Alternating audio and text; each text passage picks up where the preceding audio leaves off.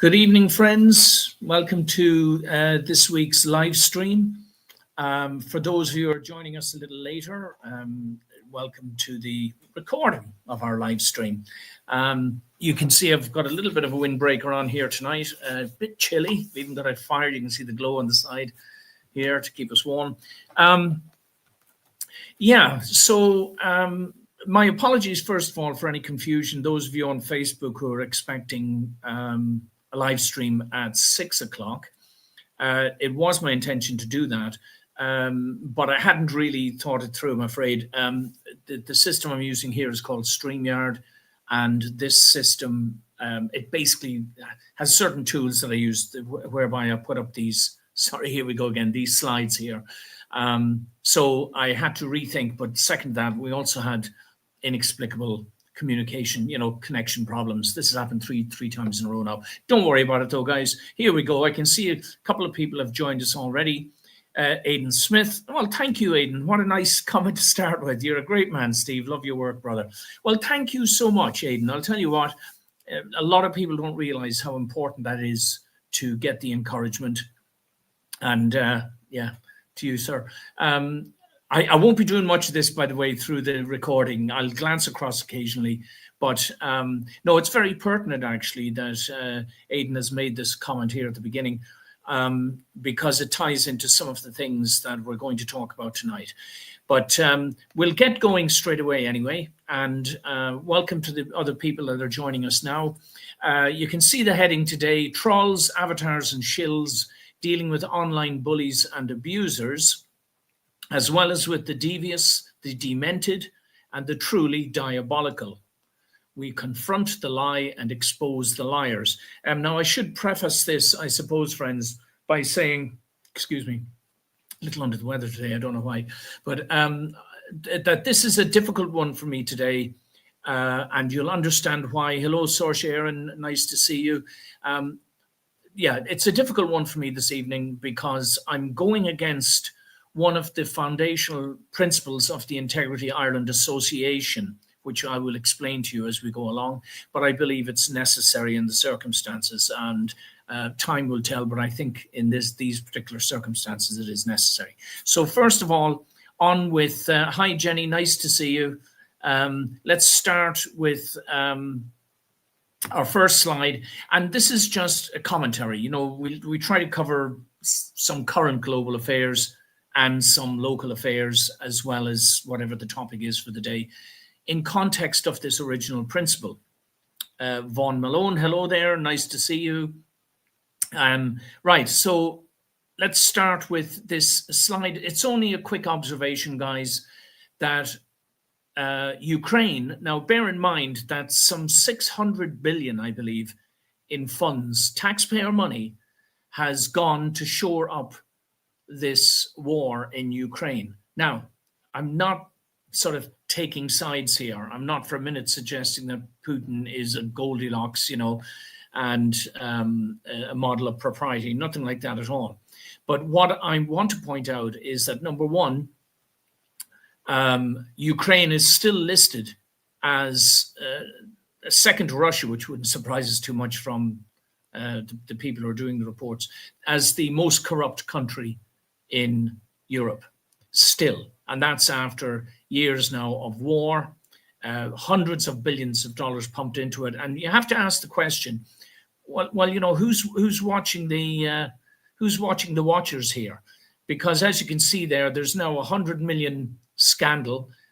This colleague of Zelensky's, who was basically his partner in the TV programs that launched him into the presidency, having parties at his house. Apparently he's got a golden toilet in it, of all things. Sounds a bit like our 300,000 bike shed up at the Dáil, type of issue. Someone's getting paid for it.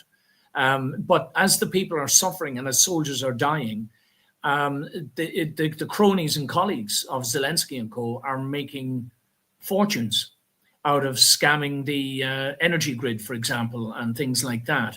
So whilst their own people suffer for lack of energy and resources, they are creaming it hand over fist. Hand over fist might even be better, hand over fist. Now, as I always keep telling people, most of what we see around us, and certainly most that is presented to us by the mainstream media, by large organizations, companies, so-called authorities and experts, most of it, especially if it's institutionalized expertise, are lies. It's a plain and simple fact, which I hope is beginning to sink in with all of the times I keep repeating it. So here you go again.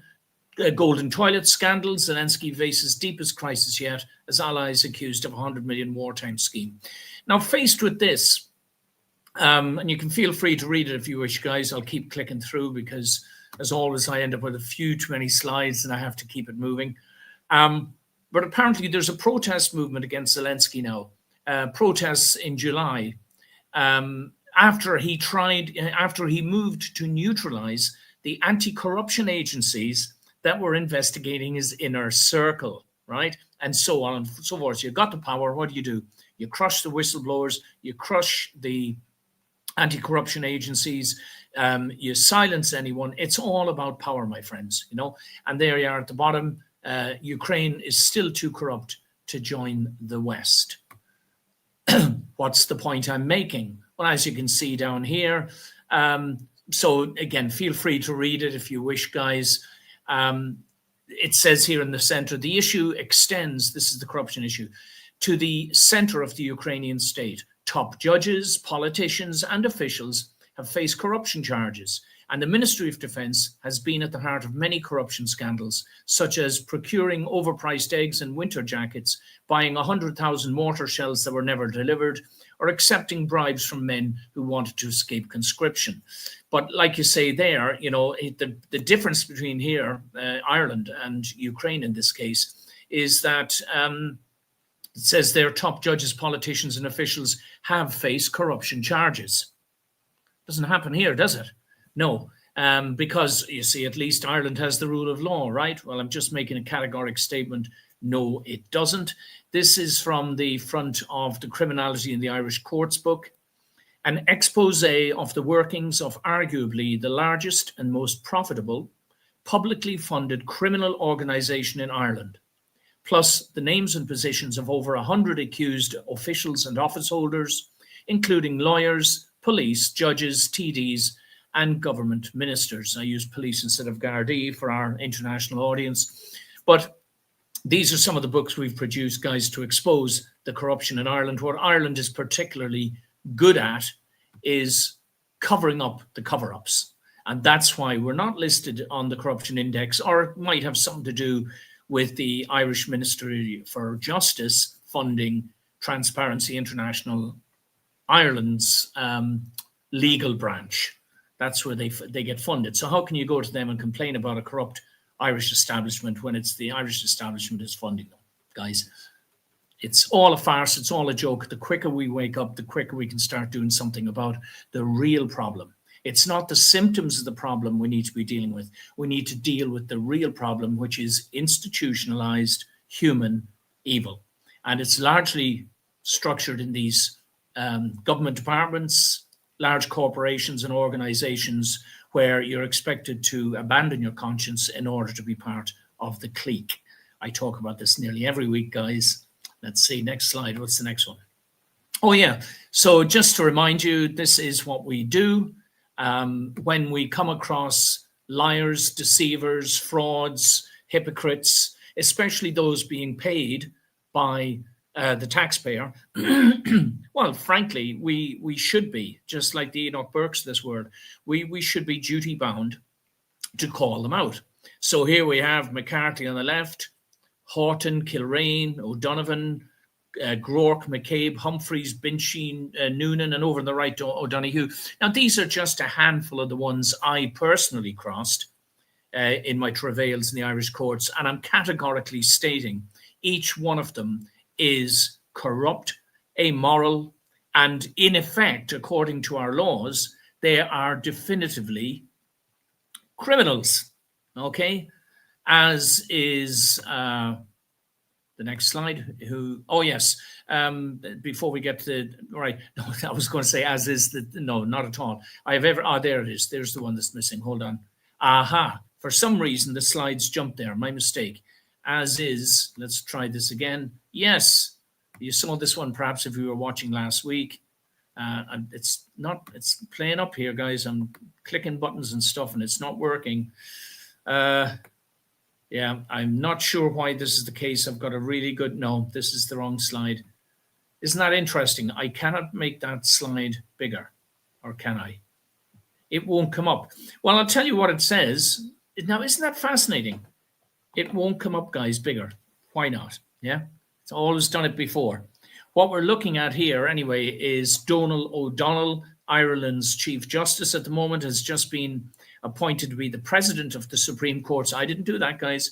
President of the Supreme Courts of Ireland. Could it be possible that somebody is deliberately trying to remove this slide? Isn't this fascinating?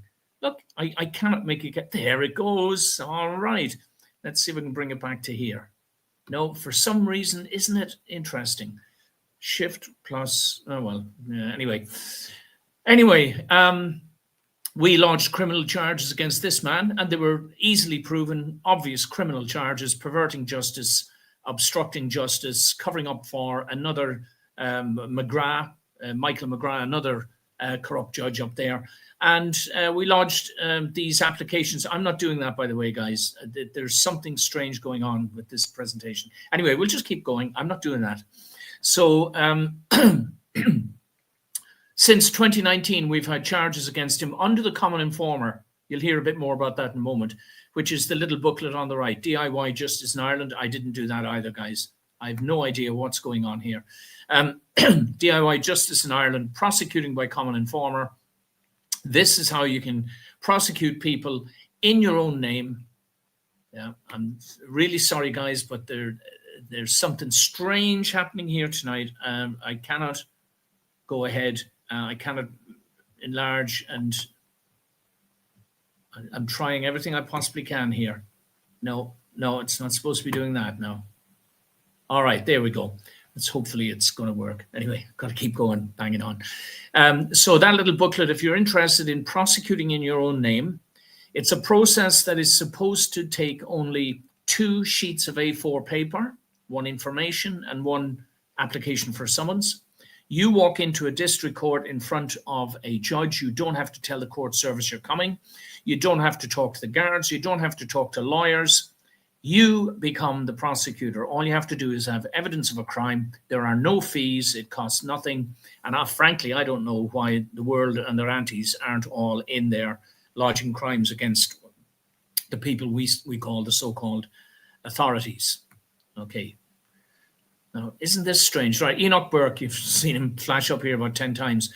A brave man. It looks like he's facing up to the reality that he is going to end up back in jail again. Now, this ties into what we're talking about today because, as I've said previously, one of the biggest frustrations that I've experienced personally whilst being a pro-justice activist, if we can use that term, one of the biggest frustrations is that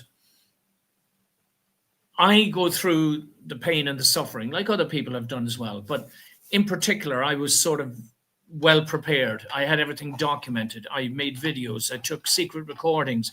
I did everything so that I could come back to my friends and colleagues in the pro-justice movement and show them, listen, this is not the way to go, you know, or if you're going to go into the courts, if you're going to take these blackguards on, the devil in his own playground, at least know what sort of fight you're getting into, because it's not fair and it's not just. These people are not honest. They are disingenuous. They are amoral.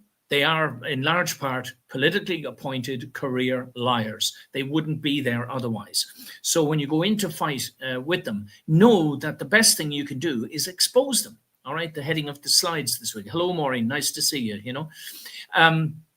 So the best thing you can do is expose them. Now, in as much as Enoch Burke's travails, you know, 500 days in prison and the like, have served that purpose to highlight and show Ireland what our system is really made of. And if you have a chance, guys, go on to X, find, I think it's the journal.ie, and Enoch does a 3 or 4 minute little speech outside the school.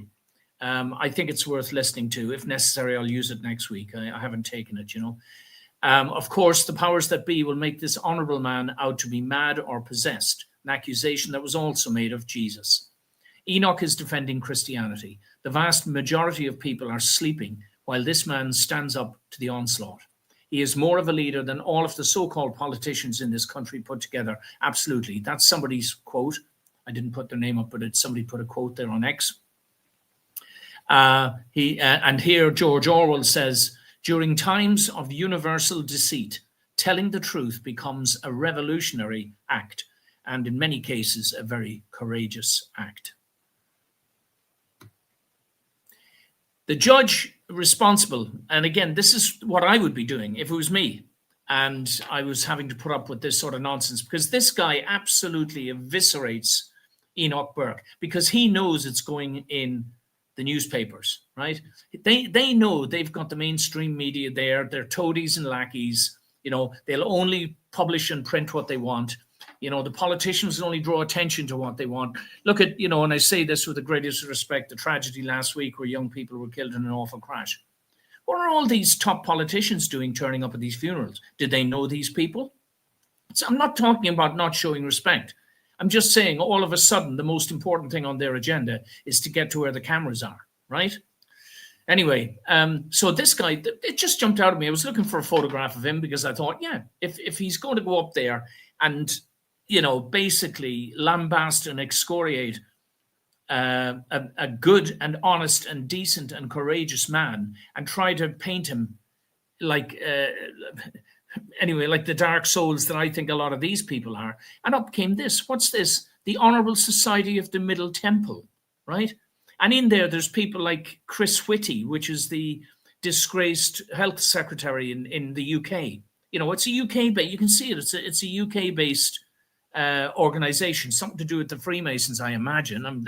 Again, I haven't investigated fully, but here he is. So an honorary bencher. So he's recently been benched.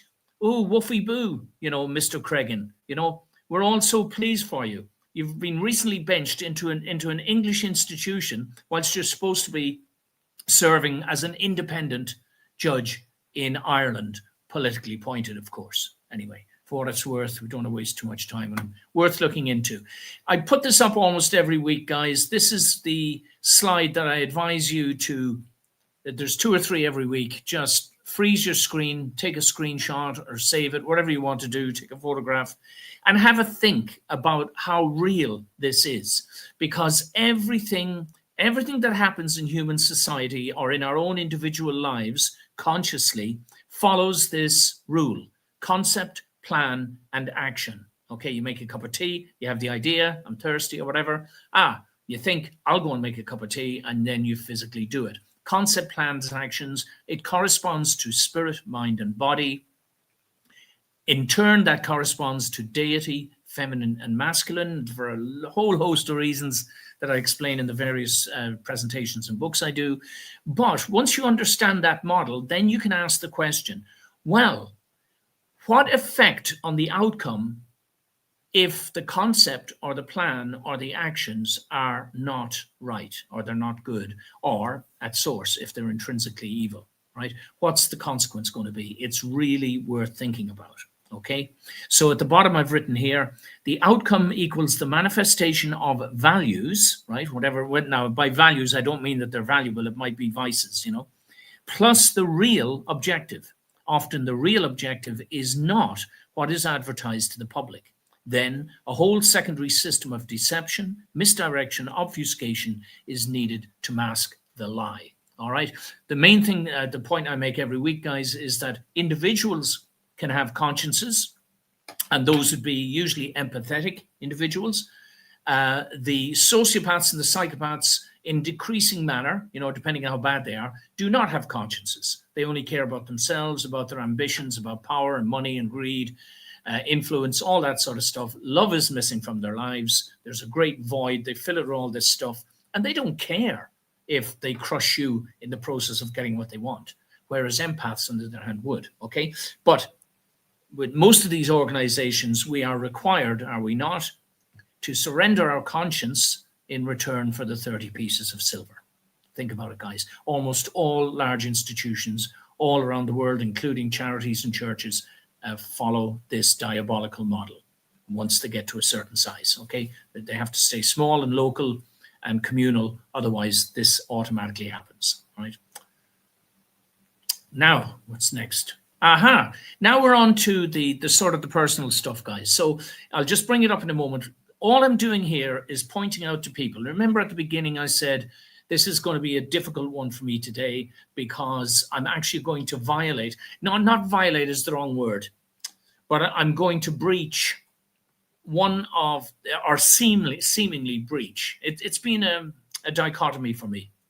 But I believe there are circumstances where what I'm doing today is the only and indeed the necessary route to take. So if you were watching last week, guys, I touched on some online attacks against me, right? And I mentioned this. Let me bring this up. Okay. Now, these are the Integrity Ireland rules when we had a formal membership structure, okay? I'll read this now. Rules. For very first rule, look at it. Members and supporters are asked not to criticize other Integrity Ireland members or any other anti-corruption activists or groups in public. Right, and underlined, in public. Don't do it in public. Have your baronies in private. Don't do it in public. We need to focus on unity and mutual support and direct our combined energies into the fight against corruption. Disunity plays into the hands of the opposition. So there can be no place in the Integrity Ireland membership for public dissent or criticisms of other activists. This is a fundamental rule which is essential to the aims of the Integrity Ireland project, right? Now, I'm just going to pop down a little bit here. Where are we for a moment? Now, before we read the second part, guys, I want to make a point that maybe not many people have really thought about it.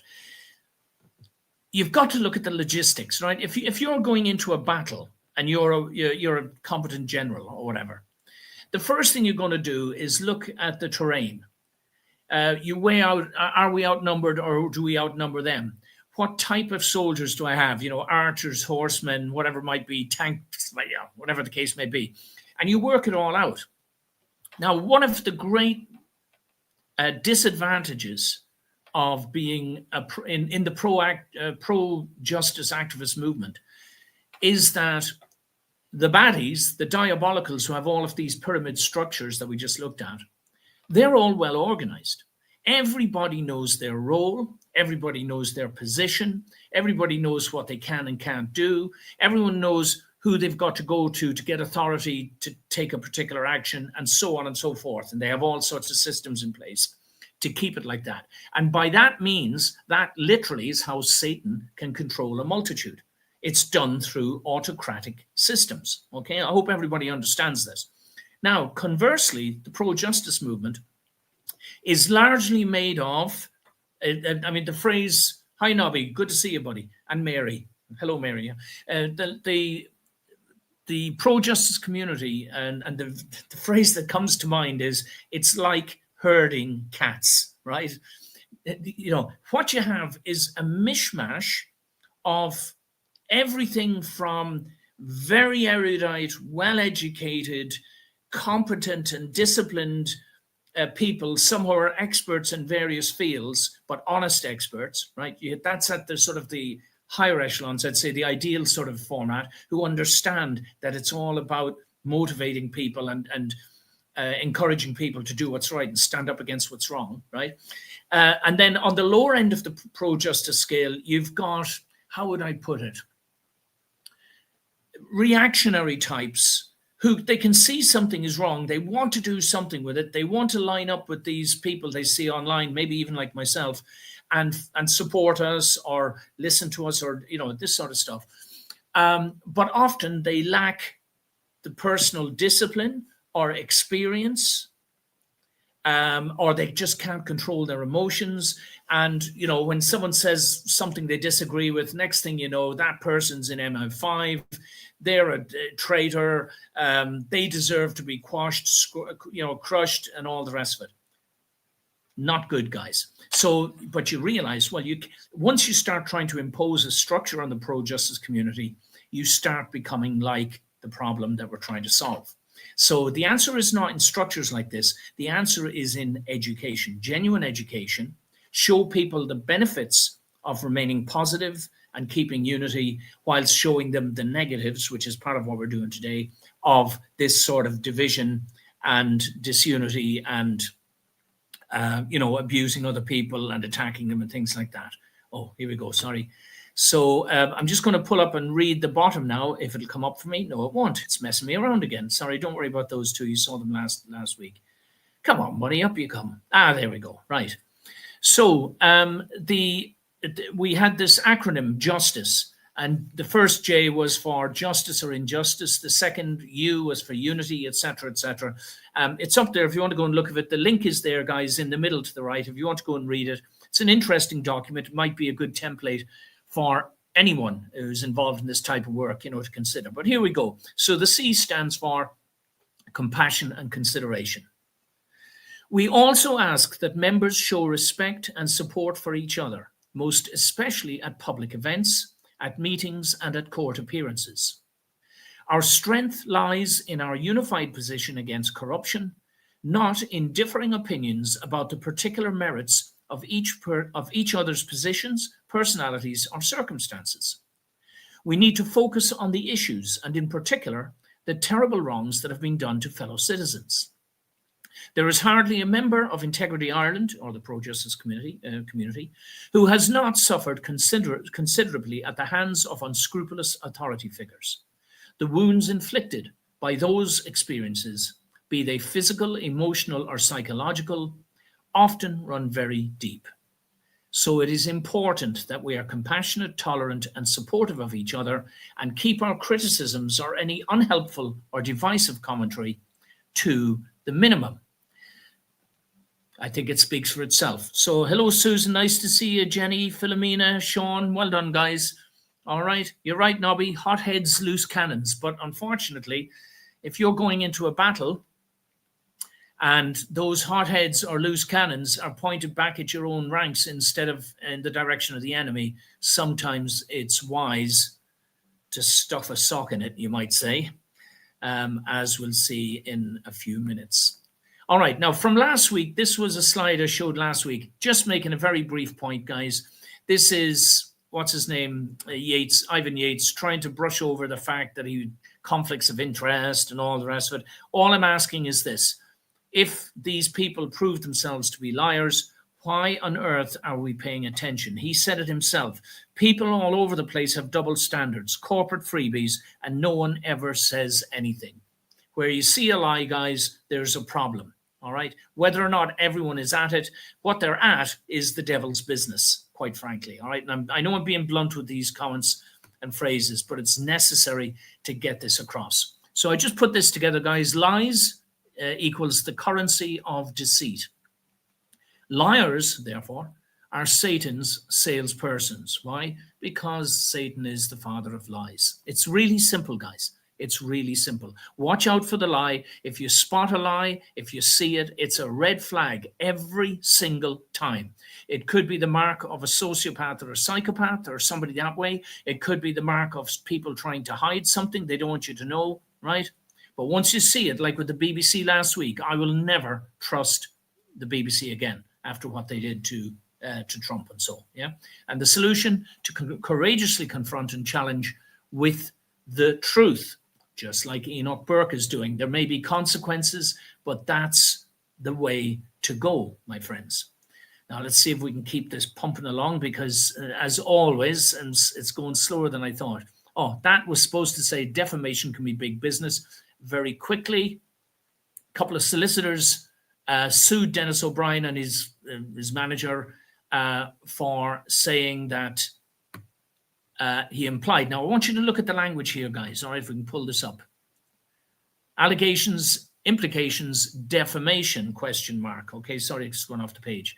So, right, these two solicitors claim that Mr. O'Brien implied in an October 2016 press release that they acted for and received payment from the IRA. All right. Now, read it right. The statement from O'Brien said, Sinn Féin and IRA certainly got the report they paid for. Now, the point I'm trying to make here is, because I'm going to compare this to the situation we're going through at the moment. This is an implication. He implies that they were working for Sinn Féin and the IRA, that everybody in Ireland knows are almost inextricably linked, or at least they were. They might deny it now, but that was always the case. The fact is, the report that these solicitors did was commissioned by a Sinn Féin MP. So what's the big deal? Well, the big deal is, right, where are we? It's doing it again. Here we go. Oh, no, they got 400,000. Let's move straight to the next one. Say it's big business. 400,000 for an implication. Someone implied something. It's taken years to go through the courts. All of the legal franchise have made a fortune out of it. Now, here's the next one. Simon Harris. All right. He's relieved as a woman gets charged over online threats. Well, let's have a look at these online threats. What exactly are they, right? Here we go. Asked for more details, the detective replied that the messages were of a threatening nature towards the injured party, threatening violence against him or his family. He added that they were not explicit. So were they really threats? But they were implied threats, such as, says the judge, the detective said, such as something along the lines of, wouldn't it be terrible, Mr. Harris, if something had happened to your family, like what happened in an incident involving a minor who was attacked? So someone frustrated with Simon Harris's shameful tenure as a senior politician says something along the lines of, this poor child has suffered because of your political actions. Wouldn't it be terrible if something like that happened to you? In other words, would you get the message then? Would it be important to you then? Well, what's important to him is his public reputation. And people can't be saying naughty things about Mr. Harris, can they? No matter how shallow his personal morality might be. No, you can't have that. So let's teach the public a lesson. It's not the woman. This woman isn't being prosecuted. She's been prosecuted in the district court, by the way.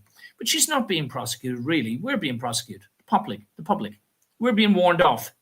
Don't you talk about our big boys or the cabal like this, because we'll use the organs of the state to come after you. Article 41 of the Constitution, as you see, it says, all citizens shall, as human persons, be held equal before the law. They shall not be held to mean that the state shall not in its enactments have due regard to difference of capacity, physical or moral, and of social function. Okay, so does Simon Harris get better treatment under the law than one of us? I ask. Let's see if we can do this.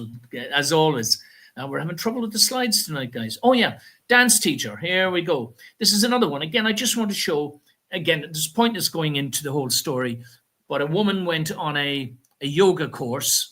They did some element of the treatment was psychological regression, sending her back into her childhood. And as a consequence, she started having anxiety attacks and everything. Poor woman, right? She decided to sue the yoga teachers, the company, for damages. And cut a long story short, the case cannot go ahead anymore. The company has been ordered to basically, the legal process is the punishment, is what that's supposed to say. We're now unable to proceed because of a lack of funds. All right. So is this law? Is this justice? If you don't have enough money, you can't defend against what might be a false allegation. The company director says, I'm pretty sure we'd have won, but we can't afford to keep going because we've been cleaned out by the lawyers and, we can't do it. So we have to back off and concede. That's not justice, guys, is it?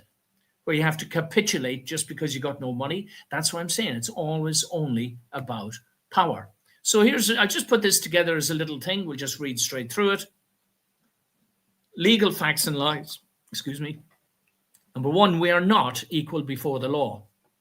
Absolutely not.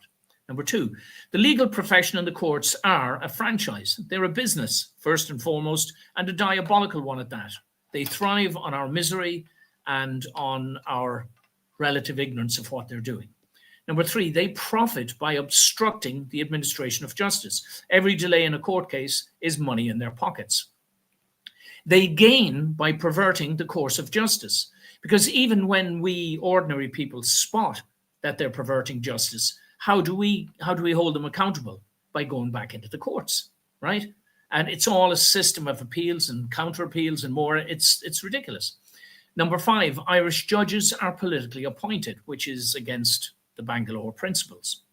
The law is a government-sponsored tool of control. Certainly that's what it's become. It is structured to serve the interests of the cabal, the elites, the authorities, call them what you like, the people who think they're better than the rest of us. It is a perverse parody of transparency and accountability. There are no effective remedies to judicial corruption, and the overriding objective does not apply in Ireland. Now, the overriding objective is this concept in English law that court cases should be conducted cost efficiently, and fairly. In other words, fast, least amount of stress and expense to all parties concerned, and fair. Don't have it here. It's completely the opposite, guys. Okay. Oh dear, I think we're already. Oh no, we might just do it. I'll have to pump through this. So the issue at hand, very quickly. I hesitate to re-advertise this tripe, but why is it? Shift and 6. Oh, here it goes. All right. Okay. So these 2 posts went up just over a week ago under a video that I'd done with James Connolly. Yeah. Conway. Sorry, James Conway. There are 2 of them. So one person, this Sarah woman, says, everybody was giving me wonderful comments, supportive comments. Thank you very much for those. Hello, Fiona. And Maureen. Anyway, if you want to know the truth about Mr. Manning, all you need to do is speak with any of the long-standing women of the movement who have endured him and his actions for years. Now, that to me is highly suggestive that I'm a danger to women, that I've been involved in various, whatever they might be, untoward activities and so on and so forth. So to find out who this person was, I responded, as well did several other people. What are you talking about? I won't run them all here. What are you talking about? I said, yeah, I'd like to know as well. And this person came back on and basically dared me, you're a fraud, you're a liar, you're a grifter, I'll have a debate with you anytime, bring it on. I'll bring this person and that person with me. I'll bring a handwritten letter of yours, which doesn't exist, by the way. There's a typewritten one, but anyway, and so on and so forth. So, in other words, she was not in any way repentant, apologetic, and I found out who she was. All right, and as I say here at the bottom, lies and false allegations posted online equals published, all right, under law. When done in full knowledge that one is posting lies that could bring harm via hostile, unwanted attentions to another person, that equals criminal intent. And the second post there, which if I can bring it up again, this is by someone called Yay7598. Stephen Manning was in the British Army and a Special Forces unit during the Troubles in Northern Ireland in the 1980s. He was part of the British Army, which occupied Ireland and murdered Irish people. And this person went on then to add a few more slurs and allegations against me. Just to clarify, guys, yes, I was in the British Army for 4 years as a young man, but it was before the 80s, first of all. Secondly, I wasn't in the Special Forces. Thirdly, I never went to Northern Ireland. And fourthly, I certainly didn't murder anyone, right? I was a truck driver of all things, guys, all right, and a ski instructor. That's what I was, all right? But I lived in England at the time. I shouldn't have to explain that. I had to run away from home, good Catholic father, and all that, oldest boy in the home, had to run away. There was nowhere to go. I had no college options or anything like that. So the army it was. And to a greater or lesser extent, it probably did me well. But anyway, that's the truth. Both these people know exactly what they're doing. They know that what they're saying is untrue. Now, why is this important? I'll just read this. The Achill Valentine's Day attack was a tragic incident that left the couple, blah, blah, severely traumatized. On February the 14th, 2010, they returned home to find 2 men waiting for them, tied up with duct tape and subjected to a brutal beating. The attackers, identified as brothers Michael and Seamus McMahon, demanded that they leave Achill or face consequences. Despite the attack being described as, listen carefully, guys, a case of mistaken identity, the these people have expressed they still do not understand why they were targeted. The incident has had a profound impact on their lives, leading to mental health issues and a desire for answers. Well, I'll tell you, the article isn't 100% accurate, because the man himself was the first person to tell me that they were there for me. Just about a month later, it was less than a month later actually, but ankle beating suspect shot dead in Dundalk. Now, these were two enforcers for the paramilitaries and the drug gangs up in the northeast of Ireland, okay? I'm not going to say too much about it now because it's quite a long story. One of them got sentenced to, did 8 or 9 years in Castlereagh. I was put in Castlereagh, if you recall, and wouldn't you know it, I end up, let's just say, sharing personal anecdotes and histories with people who knew this man very well and repeated some of the stories. There is no doubt that attack was meant for us guys. There's more to this story than that, but the point I'm making is I can't have people putting comments like this up online, because that was similar to some of the messages that preempted these attacks. These two guys were paid, told to come out to our house, told to break my legs, because I was a soccer referee at the time, because I was in a dispute with the manager, who was a second cousin to Enda Kenny, etc., etc., etc. Okay, if you want to know more, go to last week's video, and there's links there that'll show you where you can get the full information. So that's what we found out. Okay, so I don't want that stuff claiming I was in the special forces murdering Irish people, because of the sort of attentions it can bring to me and to my son, you know. Now, so here's our first clear expose. I mentioned him last week, but I'm doing it again because they've had over a week now to remove those posts. They haven't done so. I've sent them private messages. The responses have either been rude, ignorant, or none at all. So I will be taking the next action, all right? So now, but before I do, so this is David Egan, okay? Now, he was a colleague of mine for some time in the pro-justice movement. Now, I'm going to sum this up, guys. He's done some excellent work. It's very important that I make that point. He's done some excellent work on this website, dataanalytica.org, okay? The problem stemmed here when, after 17 or 18 years of experiences in the Irish courts, and after my wife passed away, that involved collusion between Beaumont Hospital and the court service and 2 High Court judges, right? It led to her early demise. She was seriously ill, but it led to her early demise. He expected me to go in and take on the state with a multi-million-dollar lawsuit. I'm trying to make myself bigger here, guys. It doesn't seem to want to work. Oh, dear. Shift +5, it says. Let's see if this works. No, it doesn't. I'm sorry, guys. I don't know why I want to pull myself. I won't waste time. I'll just keep going as best I can. Anyway, Mr. Egan felt that I should take the state on for $1 million lawsuit and millions of dollars for what they've done to me over the years, and for hastening the demise of my wife using unlawful and amoral means and so on. And I would have had, in any normal jurisdiction where we have the rule of law, I would have had a very strong case. There's no doubt about it. But I also weighed up, well, you know, life is short.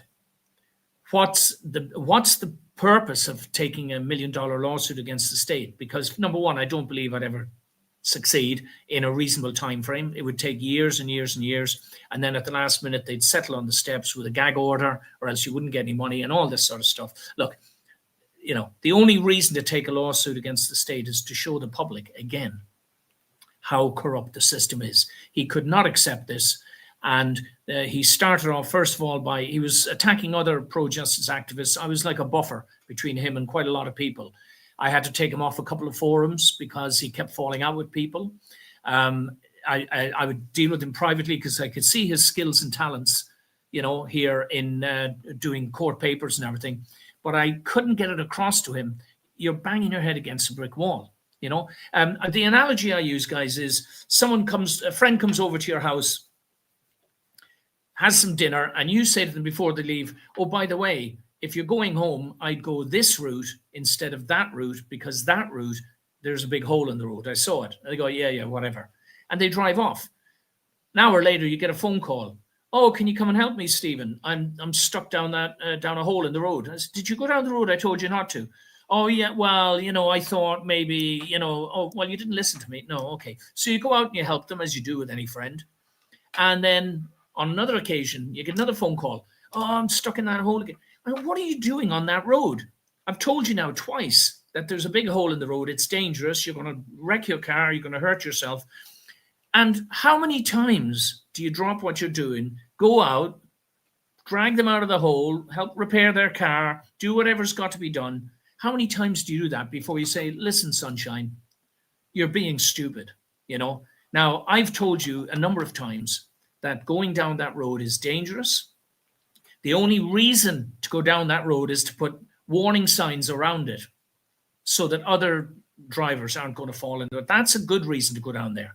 But to go down there thinking that your superior driving skills, or that somehow you're going to magically be able to drive over the hole without getting damaged, well, that's just insanity, my friend. Especially when I've proven with my books and everything and all the other things we've done, our travails in the courts, who and what you're dealing with.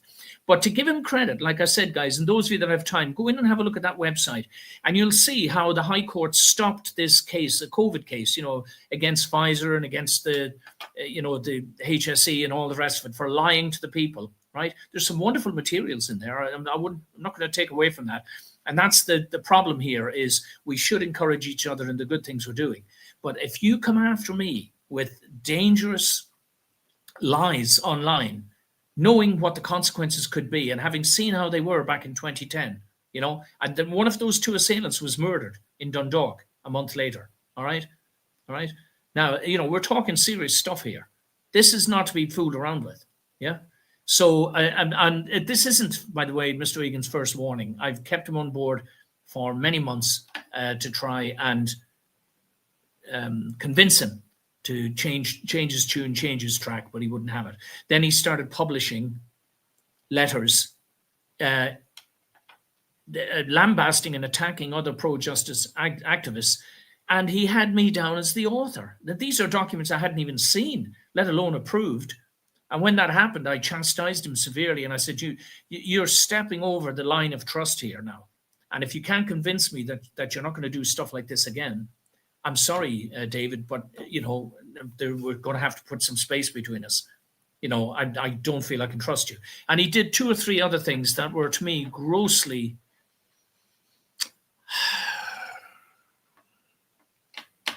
It was a betrayal. He had access to information I had. I was dealing with a sensitive topic in England for a friend, and he forwarded emails to a lot of the opposition over there, authority figures. And it was designed to scupper this project I was doing, which you'll all get to hear about quite soon.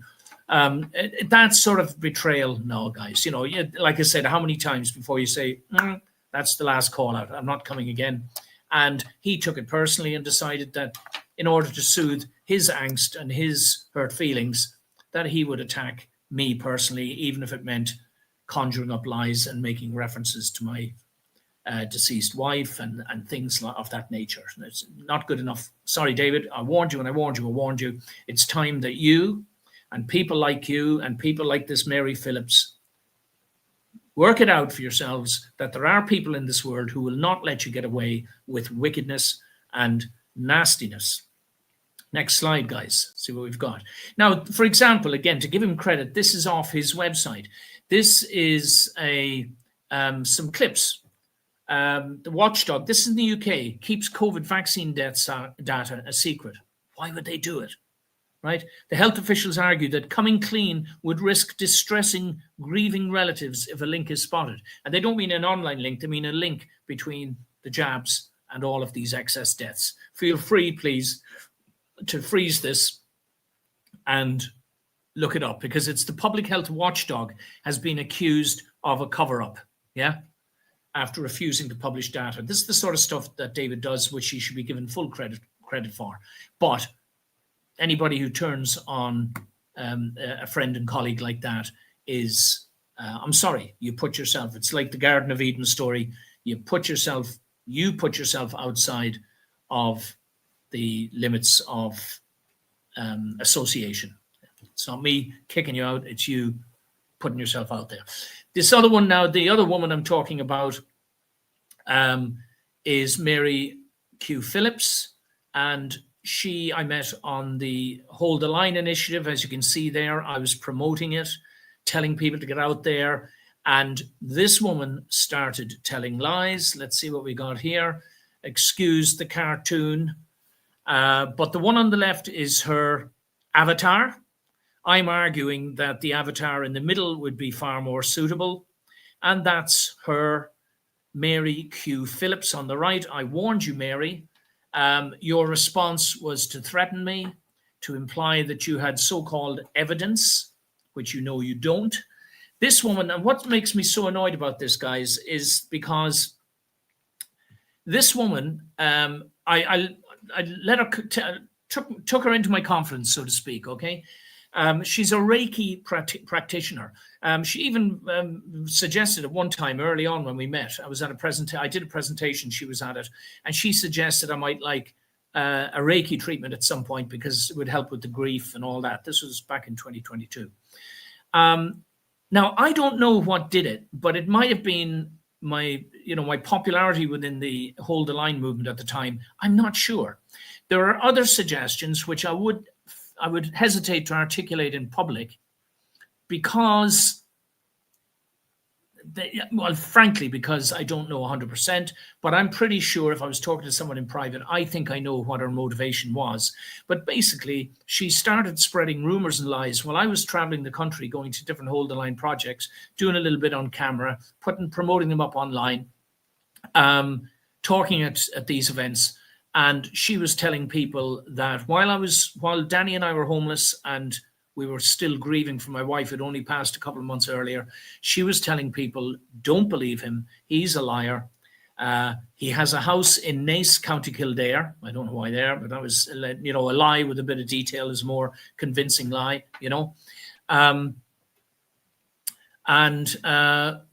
looking at some of the new faces, Fiona in there, and, and Marion and whoever it was, So basically, she was telling people that I was lying to them about our circumstances in order to make them feel sorry for us, and grifting was one of the terms she used, stealing money off people, basically.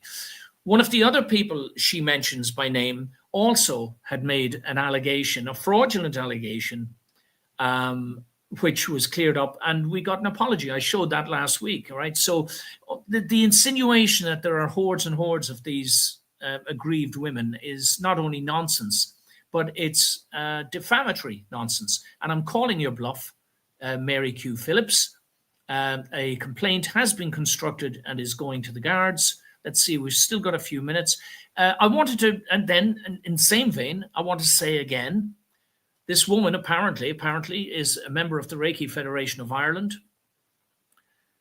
Everything that I saw on their, except for that woman's photograph, on their webpage was admirable and should to be applauded. It's all about, enhancing the human spirit and making people more self-aware, more compassionate, all that sort of stuff. Wonderful stuff. I'll pull it up for a second if you want to have a quick read, if it'll come up. There we go. Lovely stuff. Go and have a look at it, guys. I'd be 100% for it. So in as much as she aligns with these concepts, I'd say good for you, Mary. But in as much as she is a liar and a hypocrite, and a malicious liar and a hypocrite at that, then I'm sorry, you too have put yourself out of the sphere of acceptable behavior. Let's see now. This is from their website in the middle. Our prime purpose in this life is to help others. And if you can't help them, at least don't hurt them. That's from the Dalai Lama. Very nice. Again, I wish it was possible to do that all the time, but I hesitate to add that I remember seeing it somewhere, turn the other cheek when you get struck. Yeah, how many times do you turn the cheek before you say, all right, Buster, that's enough.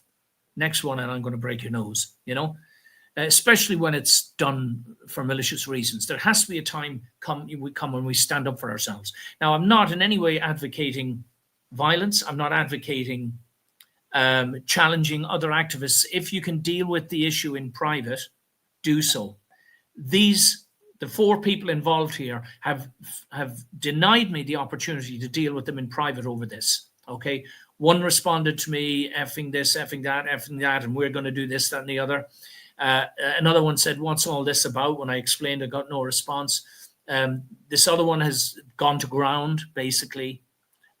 So I'm making these points on the right and the bottom. Sometimes helping others means not letting nasty, unkind, or wicked people get away with lies and underhanded attacks just because they are incapable of common respect.